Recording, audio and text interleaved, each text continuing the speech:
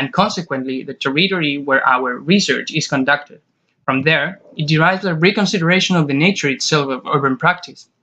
And now let's go and take a closer look at the online platform that we are developing currently with Pueblo Quitucara and other researchers from Flaxo and Instituto de Estudios Ecuatorianos. As the researcher Catherine Hope Gardner, involved in these processes from 2010, explains, Commune's most recent efforts, combined or isolated, might be structured under two main lines of work that are intimately connected. On one hand, communes are willing to recover every kind of ancestral and communal practice as a way of life. On the other, they are looking forward to foster intra- and intercommunal economic and infrastructural development.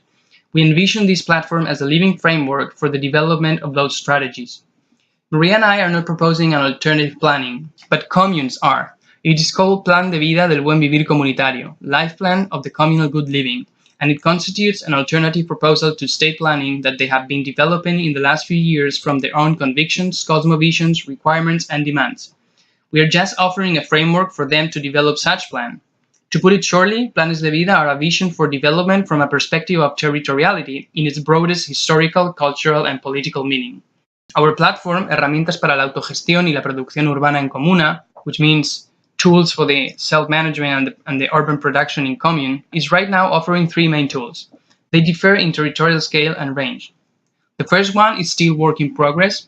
We are directly collaborating with Marco León from Comuna de Tolachica and Pueblo Quitucara, who is helping in the development of their own communal census that aims to go beyond and counteract the official from the state and the municipality, helping the communes to self-regulate their territories and to show their own formality. It will be comprised of two surveys. The first one will be land-based and will comprise a register of land uses, property regimes, and territorial resources. All the data will be accessible in the mapping tool that I'll show soon.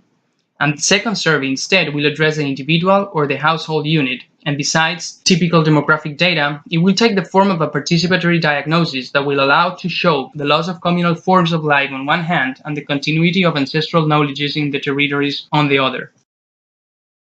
The second instrument, as I mentioned, is a mapping tool that will start compiling all the information gathered. So as a starting point, we created a whole database compiling official geographic information and relating it to each and every cadastral lot registered in the municipality.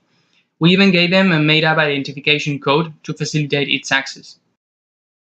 The communal limits we considered are those created in a participatory workshop organized by researchers in the Institute of Ecuadorian Studies, with whom we are collaborating. In those workshops, 18 out of 49 communes were mapped by its inhabitants. So given the unofficial and vague condition of such limits, other footprints defined in different researches are included in the map. So the contradictions between